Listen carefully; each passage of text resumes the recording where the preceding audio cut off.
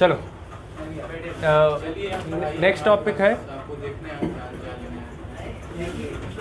Next topic है आपका oogenesis। अच्छा, इससे पहले जो आपका टॉपिक है था स्पर्मेटोजेनेसिस या बेसिकली आपका oogenesis। अब देखो स्टार्टिंग में क्या है, स्टार्टिंग में क्या था आपका कि एक होता था आपका गैमेटोजेनेसिस।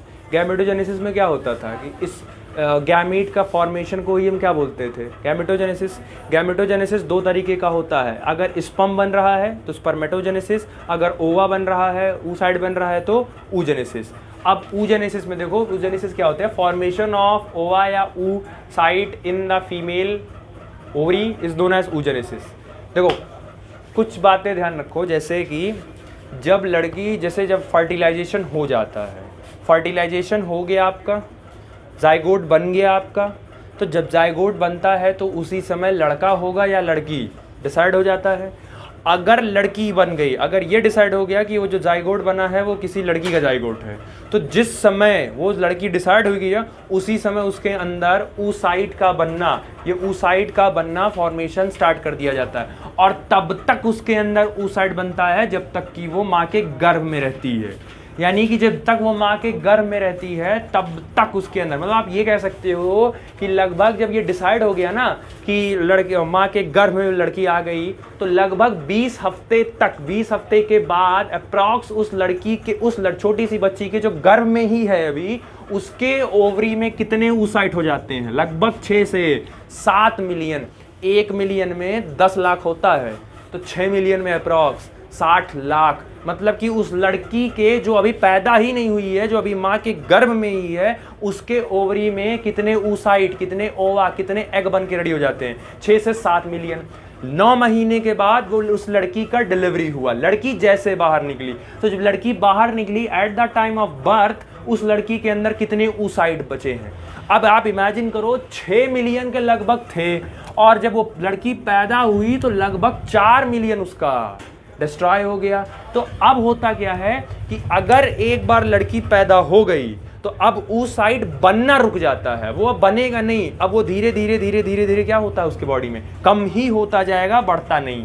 ठीक, तो जब बच्ची गर्भ में थी, माँ के गर्भ में थी, तो उसके पास 6 से 7 मिलियन थे oocyte, लेकिन जब उस लड़की का जन्म हो गया at the time of birth, उसके पास सिर्फ और सिर्फ 2 मिलियन oogoनियम ही बचे हैं। ये ध्यान में रखना कि उसके पास सिर्फ 2 मिलियन oogoनियम बचे हैं। ठीक, अब बच्ची पैदा हुई, बच्ची पैदा होने के बाद वो लगभग 14, 12, 13 साल में उस बच्ची का क्या आएगा, प्यूबर्टी आएगा। 12-13 साल में उसकी प्यूबर्टी आ जाएगी, और ये जो प्यूबर्टी आएगी तो प्यूबर्टी तक आते आते उसके पास कितना बचता है, 60,000 से 80,000। अब आप इमेजिन करो 2 मिलियन का मतलब कितना लाख हो गया, 20 लाख। मतलब जब बच्ची पैदा हुई थी तब 20 लाख oogoनियम लेके पैदा हुई थी वो, लेकिन 12 साल के अंदर उसका oogoनियम कितना बच गया, 60,000 लगभग बचता है। तो ये डाटा याद रखना कि बिफोर बर्थ 6 से 7 million, at the time of birth 2 million, और लगभग जब प्यूबर्टी पहुंचती है तो उसका जो oogoनियम होता है वो 60 to 80,000 बचता है। और ये जो 60 to 80,000 होता है, इसका नाम क्या होता है, प्राइमरी oocyte। यानी जब लड़की 12 साल की हुई, 13 साल की हुई, और उसमें उसको मतलब 12-13 प्यूबर्टी आया, उस समय उसका जो oogoनियम होता है उसका नाम चेंज करके क्या कर दिया गया होता है, प्राइमरी oocyte कर दिया गया होता है। ठीक, अब यहां से कहानी शुरू होती है, समझो। लड़की प्यूबर्टी पर पहुंची, तो जब लड़की प्यूबर्टी पर पहुंचेगी तो उसके बॉडी के अंदर एस्ट्रोजन का level, that is called female hormone का लेवल बढ़ेगा। और जैसे लड़की के प्यूबर्टी पर पहुंचने पे फीमेल हार्मोन बढ़ेगा, तुरंत का तुरंत उसके अंदर पीरियड या मेंस्ट्रुअल साइकिल स्टार्ट हो जाएगा। तो 12 साल में, 13 साल में, कुछ लड़कियों का 12 साल होता है, कुछ लड़कियों का 13 साल होता है, कुछ लड़कियों का 4 साल।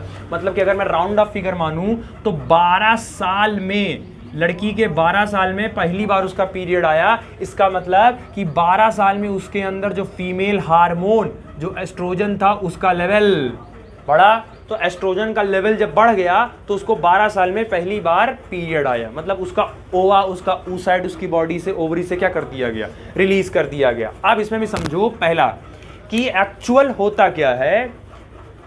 12 साल तक 12 साल के पहले तक क्यों नहीं आता है? भाई लड़की पैदा हुई और 12 साल तक इंतजार क्यों किया गया, इतना लंबा ड्यूरेशन क्यों इंतजार किया गया? तो जनरल केसेस में हम बस इतना याद रख लेते हैं कि एस्ट्रोजन का लेवल डाउन था और ये लेवल डाउन था तो इसीलिए जनरली इसीलिए उसका oocyte वो बाहर नहीं आया। बट इसका एक रीज़न, पर्टिकुलर रीज़न है। जैसे ही लड़की पैदा होती है उसका उस oocyte का मियोसिस होता है, उसका मियोसिस होता है। अब मियोसिस का एक पर्टिकुलर स्टेज है, मियोसिस के अंदर एक पर्टिकुलर स्टेज थी, शायद याद होगा, एक होता था मियोसिस फर्स्ट और एक होता था मियोसिस सेकेंड। तो मियोसिस फर्स्ट के प्रोफेज के फर्स्ट स्टेज के लेप्टोटीन स्टेज में इस सेकेंडरी oocyte को क्या कर लिया गया होता है? अरेस्ट कर लिया गया होता है, रोक कर रखा गया था। मतलब ऐसे इमेजिन करो कि तुम अपने घर से बाहर निकले और तुम जैसे ही अपने घर से बाहर निकले तुमको वहीं पुलिस अरेस्ट कर ली और तुम 12 साल तक तुमको उसी दरवाजे पर अरेस्ट करके रखी है पुलिस वहीं। तो जैसे ही ये लड़की पिबर्टी तक आने वाली होती है तो बर्थ से लेके पिबर्टी तक वो मियोसिस के प्रोफेज के लेप्टोटीन स्टेज में क्या होता है? अरेस्टेड होता है, इसीलिए वो बाहर नहीं निकल पाता। इसको निकलने के लिए इसका मियोसिस कंप्लीट होना चाहिए और इसका मियोसिस तभी कंप्लीट होगा जब उस लड़की के बॉडी के अंदर एस्ट्रोजन का लेवल हाई होगा। तो क्योंकि 1 साल 2 साल 4 साल 5 साल 6 साल लड़की 10 साल तक की हुई, उसके बॉडी के अंदर अभी एस्ट्रोजन का लेवल हाई नहीं हुआ है। तो जब एस्ट्रोजन का लेवल ही नहीं हाई हुआ है तो मियोसिस उसका कंप्लीट ही नहीं हुआ है। 12 साल में उस लड़की के अंदर एस्ट्रोजन का लेवल हाई हुआ और जैसे उसका लेवल हाई हुआ तुरंत का तुरंत leptotene complete, prophase complete, meiosis complete. Meiosis complete हो गया और मियोसिस के कंप्लीट होते ही ये प्राइमरी oocyte कन्वर्ट हो जाता है किसमें? Secondary oocyte। और जिस समय ये प्राइमरी oocyte कन्वर्ट होता है सेकेंडरी oocyte में, इसके साथ एक छोटी सी बॉडी और निकलती है, that is called primary polar body. साथ में उसके एक छोटा सा और स्ट्रक्चर निकलता है जिसको हम क्या बोलते हैं? प्राइमरी पोलर बॉडी निकलती है। ठीक, अब ये जो सेकेंडरी oocyte होती है इसका फिर मियोसिस सेकंड रुक गया है, इसका मियोसिस सेकंड रोक दिया गया है। वो इसलिए क्योंकि मियोसिस सेकंड होने के लिए सेंट्रियोल चाहिए। और अब शायद याद होगा कि एग के पास या ओवा के पास सेंट्रियोल नहीं होता था। सेंट्रियोल किसके पास होता था? स्पर्म के हेड के पास होता था। तो जब आएगा, जब स्पर्म पहुंचेगा इस सेकेंडरी oocyte के पास, तो सेकेंडरी oocyte को स्पर्म जाके अंदर फर्टिलाइज करेगा। तो स्पर्म अपना सेंट्रियोल किसको देगा? सेकेंडरी oocyte को। जब इसको देगा तब इसका क्या कंप्लीट हो जाएगा? इसका मियोसिस सेकेंड कंप्लीट हो जाएगा। और जब कंप्लीट हो जाएगा तो फिर ये आगे प्रोसीड कर जाएगा। अब समझने वाली बात है कि सेकेंडरी oocyte जब निकला और इसको जब तक स्पर्म नहीं मिला है, जब तक स्पर्म इसको नहीं मिला है तब तक इसका नाम क्या था? सेकेंडरी oocyte ही था। जैसे ही इसको स्पर्म मिल गया तो स्पर्म और सेकेंडरी oocyte जब आपस में मिलते हैं तब जो रिस्पेक्टिव स्ट्रक्चर बनता है उसको क्या बोलते हैं? ओवम बोलते हैं। जो हम बोल देते हैं ना कि फीमेल की बॉडी से एग निकलता, ओवा निकलता, ओवम निकलता, ओवम नहीं निकलता है। फीमेल की बॉडी से पहले स्टार्टिंग में क्या था उसके पास? ओगोनियम। लेकिन जो हर महीने जो वो रिलीज करती है उसके बॉडी से क्या रिलीज होता है? एग रिलीज नहीं होता। उसके बॉडी बेसिकली क्या रिलीज होता है? सेकेंडरी oocyte रिलीज होता है। वो जो ओवरी से निकाल के एम्पुला में ले जाके जो दुल्हन रेडी करके वहां जो रखती है, वो दुल्हन का नाम क्या है?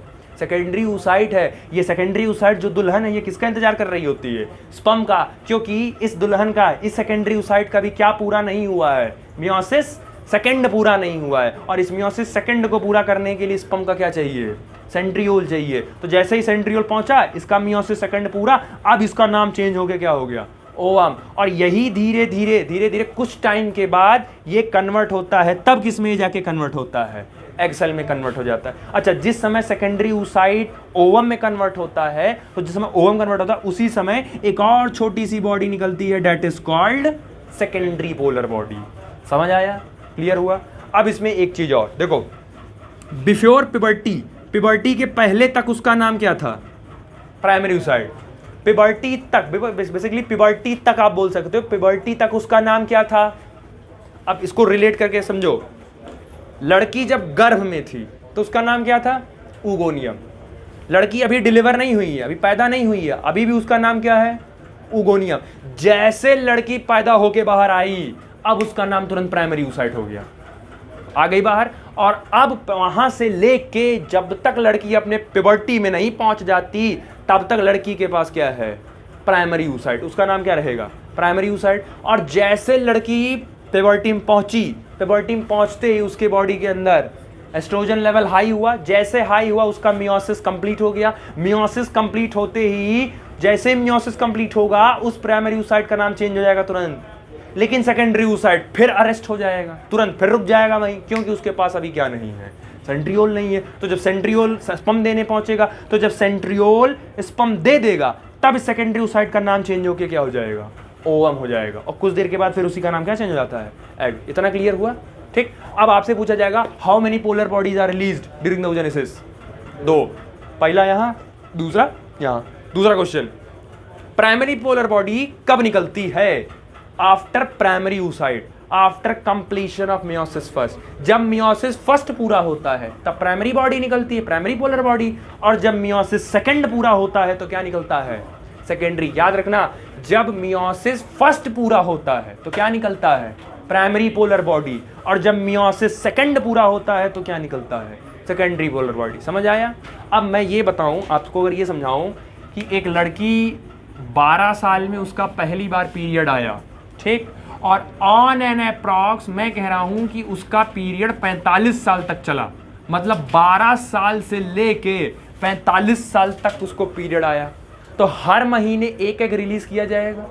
पिबर्टी के टाइम पे उसके पास कितना एग था, कितना oocyte या कितना प्राइमरी फॉलिकल था, 60,000। मतलब आपके पास कितनी दुल्हन है, लगभग 60,000 से 80,000, चलो मैक्सिमम मान लो, तो कितनी दुल्हन है तुम्हारे पास, 80,000 दुल्हन है। और 80,000 दुल्हन में से 12 साल से 45 साल तक ही पीरियड आ रहा है, तो उस 80,000 में से सिर्फ 400 दुल्हन को सेलेक्ट किया जाता है जो मेंस्ट्रुअल साइकिल में पार्टिसिपेट, यानी वो जो हर महीने निकलता है, तो 12 साल से लेके 45 साल में तक उसमें से सिर्फ कितनों को सेलेक्ट किया है, 80,000 में से कितनों को किया गया, 400 को सिलेक्ट किया गया है। उन 400 को ही मौका दिया जाता है कि तुमको तैयार वायर करके तुम्हारी शादी आगे करवानी है। सोचो कितना क्रिस्टल वो है कि छांट, मतलब पहले 6 मिलियन, फिर 2 मिलियन, फिर 80,000, 80,000 में से भी कितने को दिया जा रहा है। जैसे आजकल का जो पेपर एंट्रेंस होता है एग्जाम, 25 लाख बच्चे बैठ रहे हैं, IAS के पेपर में 15 लाख बच्चे, 20 लाख बच्चे बैठते हैं, लेकिन उसमें से छांट दिया जाता है, सिर्फ 100 बच्चों को सिलेक्ट किया जाता है। तो आप इमेजिन करिए, उसमें से भी 1 लाख, 5 लाख, 10 लाख में से सिर्फ 100 बच्चों को सिलेक्ट करना है, वो क्रीम बच्चे होते हैं। वैसे ही 80,000 में से सिर्फ 400 एग को ही मौका दिया जाता है जो आगे चल के मेंस्ट्रुअल साइकिल में पार्टिसिपेट करेंगे। तो डाटा याद रखना इसको, समझ आया। मतलब जो है वहाँ पे मियोसिस सेकंड वहाँ पे यही होगा ना, मतलब कोई मतलब दुल्हन तैयार के बैठ जाती है स्पर्म का, हाँ, मंडप में वो स्पर्म का वो इंतजार कर रही है। सेकेंडरी oocyte वो बैठी है कि कब स्पर्म आए, दूल्हा कब बारात लेके आए, अपना सेंट्रियोल हमको दे, तब हमारा कंप्लीट हो मियोसिस सेकेंड। हाँ वही सेंट्रियोल देगा, तो सेंट्रियोल देते ही वो डिवीजन न्यूक्लियस का आपस में मिलना सब जल्दी जल्दी सब स्टार्ट हो जाएगा। क्लियर हुआ, समझ आया। चलो खोलो पेज नंबर 48 खोलो। सेकंड पैरा जो है ये लिखा है आपका, the formation of the process of formation of a mature female gamete is called oogenesis। ठीक, अब देखो पहला लाइन कह रहा है the process of formation of mature female gamete is called oogenesis। oogenesis क्या होता है कि फीमेल गैमेट के बनने के प्रोसेस को ही क्या बोलते हैं, oogenesis बोलते हैं। Which is marked differently from spermatogenesis, जो कि स्पर्मेटोजेनेसिस से बहुत हद तक डिफरेंट होता है। जहां स्पर्मेटोजेनेसिस बहुत सिंपल प्रोसेस होता है, वहीं पर oogenesis काफ़ी कॉम्प्लेक्स प्रोसेस है, वो याद रखिएगा। oogenesis is initiated during the embryonic development. Line underline कर लो कि oogenesis कब से स्टार्ट हो जाता है, एम्ब्रायोनिक, मतलब बच्ची जब अभी माँ के गर्भ में एम्ब्रायो में ही है तभी से उसके अंदर स्टार्ट हो जाता है। When a couple of million of gamete mother cell that is oogonia are formed within each fetal ovary, मतलब कि वो ये कह रहा है कि जब बच्ची अपने माँ के गर्भ में ओवरी में उसी में थी वो, तभी उसके बॉडी में एम्ब्रायोनिक स्टेज में ही उसके अंदर oogonia बनना स्टार्ट। एक होता है तो oogonum होता है, एक से ज़्यादा होता है तो उसको oogonium बोलते हैं। ठीक, वो तभी बनना स्टार्ट हो जाता है। No more oogonia are formed added after birth। Birth, जन्म के बाद oogonia नहीं बनता। स्पर्मेटोजेनेसिस और oogenesis में यही एक डिफर होता है। स्पर्मेटोजेनेसिस में स्पर्म आफ्टर द बर्थ बनता है, लेकिन oogenesis में oogonia आफ्टर द बर्थ नहीं बनता है। यही रीजन है कि लड़की 45-50 के बाद प्रेग्नेंट या माँ नहीं बन सकती है, बस लड़के हमें कभी भी बाप बन सकते हैं, 60-70 साल में भी वो बाप बन जाते हैं। तो ये है दिक्कत इनके में, यही है कि लड़कियों में बर्थ के बाद उनके अंदर oogonia का बनने का प्रोसेस क्या हो जाता है, स्टॉप हो जाता है, रुक जाता है। ठीक, These cells start division and enter into the prophase first of the meiotic division। देखो लाइन लिखी है, These cell start division। अब ये जो oogonia यहाँ पे था, ये डिवाइड करेगा, डिवाइड होते होते oogonia, और डिवाइड होते होते होते होते प्यूबर्टी तक पहुंचेगा। प्यूबर्टी तक पहुंचने के बाद जैसे प्यूबर्टी तक पहुंचा है तो these cells and enter into the prophase first। ये प्रोफेज फर्स्ट में कौन सा, मियोसिस फर्स्ट के में आके and get temporarily arrested at that stage. Meiosis first के प्रोफेज फर्स्ट में ये अरेस्ट कर दिए जाते हैं। और एक थोड़ा सा और मैंने एक्स्ट्रा कर दिया है, कौन से स्टेज में, लेप्टोटीन स्टेज में। एनसीईआरटी नहीं लिखी है इसको। ठीक, तो जैसे ही तुम्हारा बेसिकली पहुंचता है प्यूबर्टी के स्टेज पे, प्रोफेज में उसको रोक दिया जाता है। ठीक, कॉल्ड प्राइमरी oocyte। तो जिस समय उसको अरेस्ट किया गया होता है वो किस नाम से फेमस होता है, प्राइमरी oocyte के नाम से। ठीक, each primary oocyte then get surrounded by a layer of granulosa cell is called primary follicle. अब ये प्राइमरी फॉलिकल क्या है समझो इसको, जैसे यहाँ लिखे थे, ये जो प्राइमरी oocyte है, इस प्राइमरी oocyte के चारों तरफ एक लेयर आ जाती है, ग्रुप ऑफ लेयर आ जाती है, और इस ग्रुप ऑफ लेयर को बोलते हैं ग्रेनुलोसा सेल। और जैसे ही ये लेयर इसके ऊपर चढ़ी तो उसका नाम प्राइमरी oocyte से चेंज होके क्या हो जाता है, प्राइमरी फॉलिकल हो जाता है। ठीक, each primary oocyte then converted into the layer of cell and is called primary follicle. समझा दिया कि जितने प्राइमरी oocyte हैं उनके ऊपर ग्रेनुलोसा सेल की क्या हो जाती है, लेयरिंग, और उसका नाम तुरंत चेंज करके प्राइमरी oocyte से प्राइमरी फॉलिकल कर दिया जाता है। ठीक, A large number of these follicles degenerate during the phase from birth to puberty। लगभग बर्थ से लेके प्यूबर्टी तक आते आते बहुत ह्यूज नंबर में क्या हो जाते हैं, डीजेनरेट। आप बर्थ के टाइम पे देखो 2 मिलियन है, और प्यूबर्टी के टाइम पे कितने हैं, 60 से। तो ये साफ साफ दिख रहा है कि बर्थ से प्यूबर्टी तक आते आते बहुत सारे oogonia क्या हो गए हैं, डीजेनरेट हो गए, खत्म हो गए। ठीक,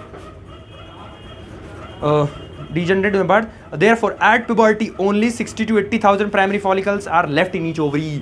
लगभग जब puberty पहुंचता है तो दोनों ओवरी में लगभग 60 से 80,000 फॉलिकल ही बचते हैं, उससे ज़्यादा नहीं बचते हैं। ठीक, the primary follicle get surrounded by more layer of granulosa cell and न्यूथिका and are called secondary follicle. तो ये जो प्राइमरी फॉलिकल होता है, ये प्राइमरी फॉलिकल, अब देखो ये समझो यहाँ पे थोड़ा सा एनसीईआरटी ने क्लियर नहीं किया है, ये सेकेंडरी oocyte जो होता है, ये सेकेंडरी oocyte, इस सेकेंडरी oocyte के ऊपर ग्रेनुलोसा सेल का नाम आ जाता है, ग्रेनुलोसा सेल की लेयर आ जाती है, तो इसका नाम क्या हो जाता है, प्राइमरी, यानी सेकेंडरी oocyte को क्या बोलते हैं, प्राइमरी फॉलिकल। प्राइमरी oocyte है, अब समझो प्राइमरी oocyte है, उसके ऊपर ग्रेनुलोसा सेल की लेयर आई, तो ग्रेनुलोसा सेल की जैसे ही लेयर आई प्राइमरी oocyte का नाम चेंज होके क्या हो गया, प्राइमरी फॉलिकल। और ये प्राइमरी oocyte आगे चल के किस में चेंज होता है, तो सेकेंडरी oocyte का नाम ही क्या होता है, प्राइमरी फॉलिकल। अब इस प्राइमरी फॉलिकल, प्राइमरी फिर से देख लो एक बार, प्राइमरी oocyte के ऊपर ग्रेनुलोसा की सेल जब आएगी तो प्राइमरी oocyte का नाम चेंज होकर क्या हो जाएगा, प्राइमरी फॉलिकल। और प्राइमरी oocyte भी चेंज होकर क्या हो जाएगा, इसका मतलब सेकेंडरी oocyte का ही दूसरा नाम क्या होता है, प्राइमरी फॉलिकल। अब इस सेकेंडरी oocyte के ऊपर फिर एक लेयर और आएगी, फिर एक लेयर और चढ़ेगी, तो जब एक लेयर और चढ़ जाएगी तो उसका नाम फिर क्या हो जाएगा, सेकेंडरी फॉलिकल, क्योंकि प्राइमरी फॉलिकल ये था, फिर से एक लेयर चढ़ाओ, नाम क्या हो जाएगा, सेकेंडरी फॉलिकल। और सेकेंडरी oocyte वो सेकेंडरी oocyte ही रहता है, वो चेंज नहीं होता, उसके नाम में कोई चेंज नहीं होता है। तो प्राइमरी oocyte चेंज होता है किसमें, सेकेंडरी oocyte में। सेकेंडरी oocyte ही रहता है, अंतिम तक सेकेंडरी oocyte ही रहता है। प्राइमरी oocyte के ऊपर जब ग्रेनुलोसा सेल्स की लेयर होती है तो प्राइमरी oocyte का नाम चेंज होकर क्या हो जाता है, प्राइमरी फॉलिकल। प्राइमरी फॉलिक्यूल के ऊपर और लेयर जब आएंगी तो उसका नाम चेंज होकर क्या हो जाता है, सेकेंडरी फॉलिकल। सेकेंडरी फॉलिकल के ऊपर और जब लेयर आती है तो उसका नाम चेंज होकर क्या हो जाता है, टर्शरी फॉलिकल। यानी कि प्राइमरी oocyte अकेला है, लेयर चढ़ी, सेकेंडरी oocyte का नाम दूसरा क्या है, प्राइमरी फॉलिकल। टर्शरी फॉलिकल का भी नाम क्या है? सेकेंडरी फॉलिकल ही है वो, मतलब सेकेंडरी oocyte स्टॉप है, अब उससे सेकेंडरी oocyte को आगे नहीं बढ़ाओगे, बस primary follicle, secondary follicle, tertiary follicle, ये थोड़ा सा दिमाग में क्लियर रखना, ठीक? यानी कि ये याद रखना, प्राइमरी oocyte, ठीक, इसके ऊपर ग्रेनुलोसा की लेयर चढ़ी, तो ग्रेनुलोसा की जैसे लेयर चढ़ी ग्रेनुलोसा सेल की, इसका नाम चेंज हो गया, क्या हो गया? Primary follicle. इस पे और लेयर चढ़ी और चढ़ी ग्रेनुलोसा सेल की, तो इसका नाम क्या हो गया? Secondary follicle. इस पर और लेयर चढ़ी ग्रेनुलोसा सेल की, तो इसका नाम क्या हो गया? टर्शरी फॉलिकल हो गया। समझ आया? लेकिन प्राइमरी oocyte जब चेंज हुआ ग्रेनुलोसा, तो प्राइमरी oocyte के बाद जो बनता है उसको क्या बोलते हैं? लेयर चढ़ने से नहीं मतलब है, अभी भी उसका नाम क्या रह जाएगा? Secondary oocyte। लेयर चढ़ने अभी भी कोई मतलब नहीं है, अभी भी उसका नाम क्या रह जाएगा? तो बच्ची के ओवरी से क्या निकलता है? Secondary oocyte, tertiary follicle. याद रखना, टर्शरी फॉलिकल ही सेकेंडरी oocyte है, सेकेंडरी फॉलिकल ही सेकेंडरी oocyte है, प्राइमरी फॉलिकल भी सेकेंडरी oocyte है। तो इसको भी कहीं स्टार बनाए हुए ब्रैकेट में करके ये लिख लेना, ये पूछा जाएगा, what is the another name of primary follicle, what is the another name of secondary follicle, what is the another name of tertiary follicle, ये ध्यान रखिए, ठीक?